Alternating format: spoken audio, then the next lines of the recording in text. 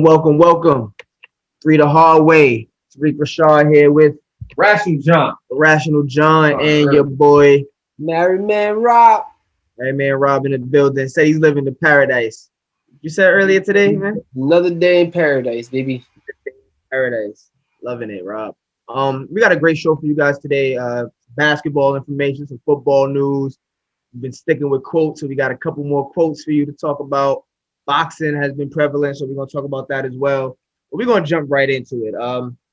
As a group in the All-Star week spirit, as All-Star weekend is upon us, we thought it would be cool to name our 12-man roster. So in this 12-man roster, we basically have what we would consider to be our starting point guards through center and our backup point guards through center. So those two positions are going to be starter positions, and then the 6-man and a rookie. So that would complete our 12-man rosters. We all created one, and we're going to go down the line, go with each other's list and see what matches up, what doesn't, who should be in, who should be out, as we are in the spirit of, all-star snubs and all-star replacements, as Devin Booker has just been announced, the replacement for Anthony Davis in the West. So we just want to give some people some love, some snubs, some love on our own 12-man roster. So we're gonna start with the East, and we're gonna name our point guards. So our point guard list are pretty similar. Myself and Rob, we both have Kyrie and Trey, I believe. Trae Young, yep. Point guard. Last time I checked, Kyrie's 2 guard. Mm-hmm. James Harden's playing the point So guard. John, you have James Harden in at the 1. So I'm not even gonna go to. It seems like we have a consensus here at Trae Young. Trey as the number 2 guy. That's the one that we have coming off the bench on all of our lists as well.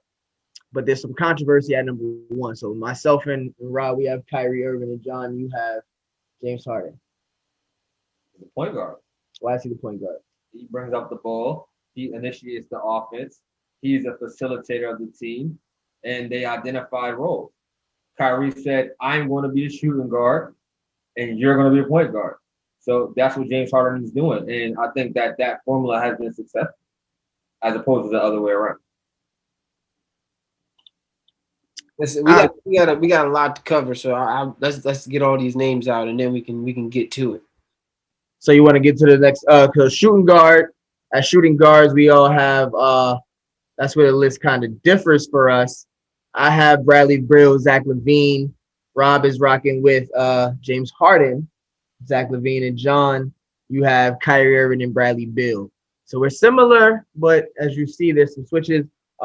At small forward, Rob has Kevin Durant, Jaylen Brown. I have Kevin Durant and I forgot to put my small forward in, but I have Kevin Durant and Jaylen Brown as well. And John, over here at small forward, you have Kevin Durant and Jason Tatum. Yeah. We're gonna talk about it. Let's talk about it. I got Durant and Tatum. And not lastly, but a power forward, myself, Joel Embiid, and my surprise on the list, and we definitely gonna talk about him, Jared Allen. And I'm talking about power forward, not center. Power forward, I have Giannis and Jason Tatum. John, you have Giannis and Julius Randle, and Rob is rocking with Giannis and Pascal Siakam. So there's some argument points there. At center, Joel Embiid, Rob has, and Sabonis. I have Joel Embiid and Jared Allen, which I would love to get into. With John at center, you have Joel Embiid and Nikola Vucevic. 6-man, Jordan Clark. 6-man. Rob has Chris Boucher. I have Boucher. Let me get that right. My fault. Boucher. Boucher is his name. You are absolutely right. I have Derrick Rose, and John at the 6-man. You have Terrence Ross, and I think we are all on the same consensus when it comes to rookie and LaMelo Ball. So that is our East lineups. As you see, they do differ slightly. And something that I noticed straight up the top with our East lineups is that positionless basketball is now seeped into how we judge players and ranking them at the tops of their position. As I have Jason Tatum at the 4, you have him at the 3. Kyrie Irving and James Harden, you have switched up. But who would you say, to start off, is on this list that shouldn't be? Looking at someone else's list, who would you say mostly is on this list that shouldn't be? I'm gonna say Jared Allen. I'm gonna say Jared. Like Jared Allen definitely has made like leaps and bounds of improvements. He's a double waiting to happen. His defensive presence has never changed. I think now that he's in Cleveland, now taking those minutes over for Andre Drummond and actually becoming the sole big man, I think that his numbers are going to increase. But to have him over Nikola Vucevic, bro, who is the main guy over there, averaging 23 points a game, averaging 10 boards a game, is the focal point of the offense over there in Orlando. I think that was my disagreement. I know some people are going to say Julius Randle. For a fact, I disagree with that. I think that he's having a great season this year. He's averaging 23 points. He's averaging 10 rebounds and close to 5 assists a game, almost 6 assists a game. And the Knicks are in playoffs contention for the first time in like the last 4 or 5 years. And with that being said, he is the sole focus on that team. Nobody expected the Knicks to be where they're at. All right. I'm tired of this. What? Nah, I'm tired of this. I'm about to take the whole 10 minutes up talking about why Jared Allen or Julius Randle should be an all-star, man. Forget all that, man. Over Jared Allen. Answer your question. You want to answer my question? Answer your question. Yes, I do agree with you, John. Jared Allen, he's the biggest reach on this list. But I also think that Sabonis should definitely be an all-star. His numbers are very similar, if not better than Julius Randle's. And the Pacers are a way better team than the Knicks. And he's proven it. So that's my case right there. Sabonis should be an all-star, dog. Over Vucevic, over Jared Allen. When I made this list, I made my 12-man roster. And if I had to start one, bench one at the center position, give me Joel Embiid, who some say, and I can't quote the person. Someone I heard through the grapevine that someone said that Joel Embiid is the most skilled person in the NBA right now. But I would start Joel Embiid. And coming off my bench, I want Jared Allen.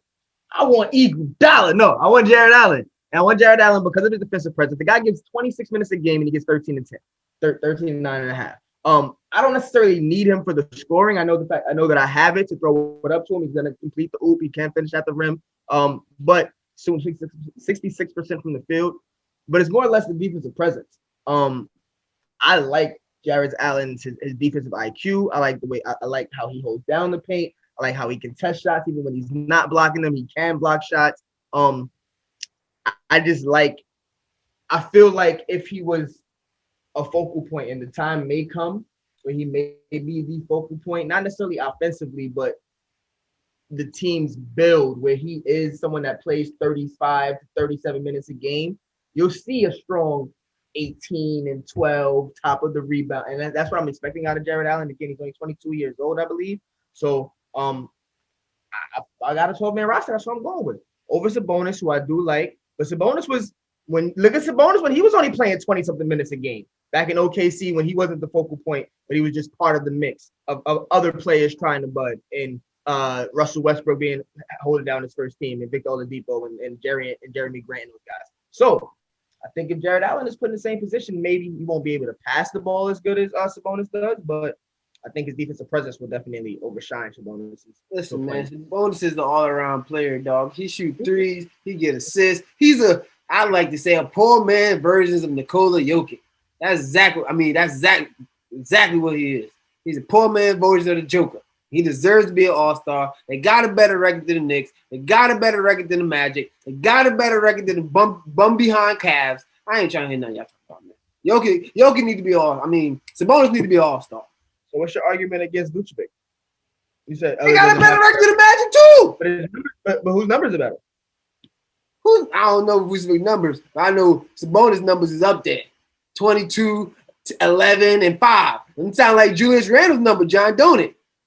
I'm going to say this. Julius Randle's Knicks. This is the difference between Julius Randle and Sabonis. The Pacers were a playoff team last year. He was already a crucial part to that playoff team last year. He's sitting around the same part. They're sitting around the same position that they were last year, around the 4th or 5th seed. So with that being said, Julius Randle's play this year has promoted the Knicks to be in the seventh or sixth seed right now. That's fluctuating. So to me, he's more valuable as a player. His production has proved better, and he has better numbers than Sabonis. Like, I don't know how much more you want me to put it there. I'm gonna tell you what he don't got. He don't got more wins. That's what he don't got. Listen, they only he don't contribute to more wins than Sabonis does. They only a half game away from being right where Sabonis and the Pacers They're currently a game and a half. And they're I'm sorry. By the time this come out, it may be different. But for argument's sake, Rob, Vucevic's numbers are 24, 12, and 4. So they're pretty strong as well. So 24, 12, and 4. Just quick question. More points and rebounds. Quick question. We're discrediting Sabonis for winning? No, not at all. And especially winning with the Pacers. Not at all. But I want to ask you a question about the team that's not doing as much winning as the as Sabonis and the Pacers, and you have Pascal Siakam on this list. And the only reason why I'm picking this gripe with you is because you have Pascal Siakam on your list, but you don't have Jason Tatum on your list. And I just got to know. I got to know where your head is at there, Rob. Listen, man. At the end of the day, Pascal Siakam is a very key, intricate part to the way that the Raptors are playing. And right now, they're playing a lot better than the Boston Celtics. I may have some recency bias right now, but the Celtics ain't looking too good lately. The Celtics ain't looking too good lately, and the Raptors is on the come up. And Pascal Siakam is a part of that come up. Granted, he doesn't have the greatest numbers. He's averaging like 12, 20 points. I want to say 7 rebounds and like 3 or 4 assists. But his impact on winning, I got all right, bro. I'm sorry, bro. Van Fleet out of that whole group should be the person that we be talking about as far as making a playoff, making an all-star vote, as opposed to Pascal Siakam. Van Fleet has been the guy that's been hitting shots crazy and being clutch in crucial moments. It's Van Fleet. We shouldn't be talking about Pascal Siakam. Pascal Siakam is the leading scorer on that team. Leading scorer on that team. Leading scorer and leading rebounder. We want to hear about Van Fleet. Let's talk about Baby Drake. Van Fleet didn't make this list. Pascal Siakam, on the other hand, did. And I do disagree with it. I do think Jason Tatum is more important. I mean, I believe you are being a prisoner of the moment. At the same time, Boston has been sliding pretty nastily over the last couple of weeks. If I'm starting a team, though, Rob, and I'm asking you this, not just necessarily your all-star team, but if you're starting a team with Eastern Conference players, I tell you to grab second power forward. Let me dig into a little bit more of my logic. I feel personally that Jaylen Brown is having a better season than Jason Tatum, and I don't think the Boston Celtics should have 2 all-stars. I don't believe in that this year. I personally don't believe in that. Granted, he is an all-star, so the coaches have spoken. But if you ask for Robert Hunter's 3 to Hardaway All-Stars, 1 Celtic, 1 Raptor. Rob, you're definitely being a prisoner of the moment. I think that the Boston Celtics right now definitely banged up. They don't have Marcus Smart. Kemba Walker doesn't play consistent minutes. They came up. Kyle Lowry's not hurt. They didn't lose Ibaka. They didn't lose Marc Gasol. They didn't lose Kawhi Leonard 2 years ago. But just saying. I'm just saying. Pascal is the reason why y'all winning. It's really Norman Powell whose numbers have jumped from freaking 10 points a game to 16. And also, like I said, Van Fleet, who is now playing like a great point guard, bro. I'm not trying to hear nothing about no Pascal Siakam. And on top of that, you got Butcher behind him cooking up too. Now you butcher. I can butcher on purpose. First off, his name is Boucher. And when it comes down to it, ain't none of us got Van Fleet over none of the guards that's coming in here. So due to the requirements of the start one and bench one, Van Fleet ain't make the cut. But I'm giving some love to the start one, bench one, cut one. And all right, we don't have much time, y'all. So pick 1 sentence, 1 to 2 sentences on your 6 man. Starting with Rob. Listen, man. The Boucher conversation. Listen, Chris Boucher, low key might win 6 man of the year. That's the only thing I gotta say about that. He on the lookout for 6 man of the year. You You can take that to the bank and write it home. I put Derrick Rose as mine simply because I think he has the highest ceiling, and putting him in a specifically scoring role with the Knicks is something that's going to keep them competitive throughout the rest of the season. I got Terrence Ross. The man just a microwave. I done seen him destroy my Knicks 3 times, bro. We lost to Orlando, not because of Vucevic, because Terrence Ross want to drop 30 and 30. He out here sounding like ESPN giving us 30 for 30s, bro. I'm tired of it. But at the same time, you got to give respect when respect is due. We all know that he can put the ball in the basket, and that's what he's doing right now effectively for that Orlando team. He's a second scoring option behind Vucevic coming off the bench. Yep, we gotta work on our 2 sentences, but we're gonna move over to the West, the Western Conference. Our superstars at point guard, I have Stephen Dame, so does Rob. I believe John is on the same level there. At the 2, D. Mitch and Paul George for me. D. Mitch and Donovan Mitchell and Devin Booker for John. Rob is rocking with D. Mitch and Paul George, so we're all on the same team with D. Mitch. Rob has Luka, Kawhi Leonard at the 3. I have Kawhi and LeBron at the 3. John is rocking with LeBron and Kawhi as well. At the 4, AD and Zion has stepped into that role for me. For Rob, it's it's LeBron and Zion, and for John, AD and Zion. And at the center position, we got Joker for me, Joker for John, Joker for Rob. But at the 3rd spot, Rudy Gobert for John and Rob. And someone that just doesn't, I don't know, something about Rudy Gobert. I took Enes Kanter, and we'll get into that. At the 6th man, yes, and we'll talk about it. Don't worry. At the 6th man, I have Jordan Clarkson. I think that is all 3 of us have Jordan Clarkson, and at the rookie position, these 2 have Tyrese Halliburton, which I definitely respect. But I'm going with Ant-Man, who seems to be putting it together pretty well right now.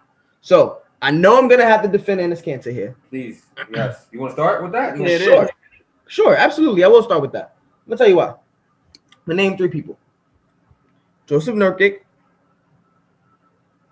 Hassan Whiteside, Enes Kanter.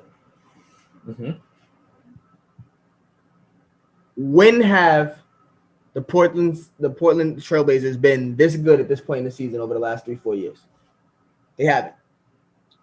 They've had to pull themselves out of the rear every single year over the last 3 years. I recall the year there was number 3 seed. Right, and that was off of like a 10 out of 15 down the stretch when everybody was a game and a half away from each other. They went from the 7th, 6th seed to jumping into that 3 seed. They've been pulling themselves out of the rear. And right now, Dame is playing without the number 2 option on that team. And Enes Kanter has showed time and time again that he too, you talk about poor man's this and poor man that, he's a walking bucket. He can't defend worth a damn.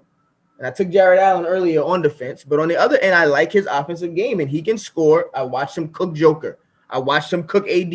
I watched him put people in the basket, and he has a crafty way of living under the basket and being effective. So coming off the bench at that center position, which I think is more of a hybrid position nowadays. He's not coming off the bench.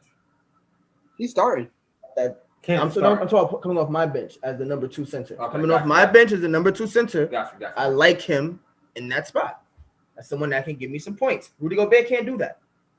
Rudy Gobert can do the same thing that Enes Kanter do, but better. He can rebound better than him. He can defend better than him. He can be around the basket and get garbage buckets better than him. I don't agree with that statement, but I agree with everything that said. Listen, I just feel like Rudy Gobert is a more, he impacts the game more than Enes Kanter. And yes, Enes Kanter maybe can stretch the floor a little bit more. He can step out and shoot the tray ball every now and then. He has a great mid-range game. It has an array of moves around the basket. But let's be honest. Portland is one of the worst defensive teams in the NBA. And some of that is because Enes Kanter can't defend worth nothing. So in a league where you really can't be physical with the guard play, it's really important for you to have somebody at the rim protecting the basket. And I believe that, in my opinion, having the Defensive Player of the Year or the Thankful Tower, as they call Rudy Gobert, is important, and it's the reason why. But you didn't like it when I took Jared Allen in that spot. Yeah, because I believe that the Jazz got the more record in NBA. And that's another reason I was going to say Mhm. that the Jazz have the number one record in the NBA, and a lot of that, in part, is because of the impact that All I know and is the all I know is flexibility that Rudy Gobert gives his team. I know Rudy Gobert getting 13-13, Kanter getting 12-11, playing 6 less minutes. I mean, And blocks. one team is 25-6, they got their best start in franchise history, and the other team is the 6th seed. How many fouls? I bet you in this can get 4 fouls a game too. You ain't say all that. You ain't say all that. Listen, man, Kanter, the only thing he does better than Gobert is put back buckets. Score. Put You put the ball in his hands. You put the ball in his hands and expect him to do something with it. Put the ball in his hands. He I've seen them jumping down to hand goal jobs. Bro, if you put Gobert over there, I promise you the Trailblazers have a way better record than what they do right now. I promise you that. So, with that being said, I'm going back to my team and I'm rewarding winning. The Jazz is 25-6, a best 25 game stretch in their whole franchise career. This ain't no bum franchise. This is a franchise that is relatively consistent when it comes to winning. 3-point shooting is higher than it's ever been, which has nothing to do with Rudy Gobert. Right or wrong? Wrong. I mean, right. I guess you can say that. I mean, it is. We also have their 6th man on this list. You put 3 people. You basically have 3. You have 3 Utah Jazz on your list. I think that's because they're 25-6. I can respect that. But end of the day, you think Utah's gonna go far in playoffs? Answer me that. How far you got Utah going in the playoffs? As of right now, because I'm gonna let you know right now. I think Anthony Davis is hurt more than we lead on to be. So I can see them going to the West Conference Finals. It's on wax. I think Anthony Davis is more hurt than it leads on to be. I can see the Utah Jazz going to the West Conference Finals. So let's say they, and this is all FBF and all stuff. But if they don't touch the Lakers, let's say they avoid the Lakers in general, whether Anthony Davis healthy or not. You're saying they can win 2 series? Yes, I do, bro. I don't think so. Utah is clicking right now. I don't think so. Utah clicking. I'm gonna stick with my analogy that Utah is and Damon and Donovan Mitchell are the next Portland Trailblazers and Damian Lillard. Listen. But or the next Carmelo Anthony in the Denver Nuggets. Or when I see this Utah team, I see a bunch of people who embrace their role. So and that is the championship characteristic right there. Not saying they're gonna win it, but in order to win a chip, you have to embrace your role. And every single last one of those players epitomizes whatever their role is, and they just do it to a T. Question: Can we revisit my trade from last year? Man, Mike Conley ain't going nowhere. Paul George and Mike Conley. Mike Conley ain't going nowhere. Would it be a good trade? Not for the right Clippers. Now in the regular season, because you know why I want this trade for both teams. You know why I want this. That's not a good trade for the Clippers. We're talking playoffs. We're not talking about regular season when you got to play somebody, you got to beat somebody 4 out of 7 times. You think that's a good trade for both teams? Not for the Clippers. Not for the Clippers? No. Paul George playing amazing right now. He is. 50, he is.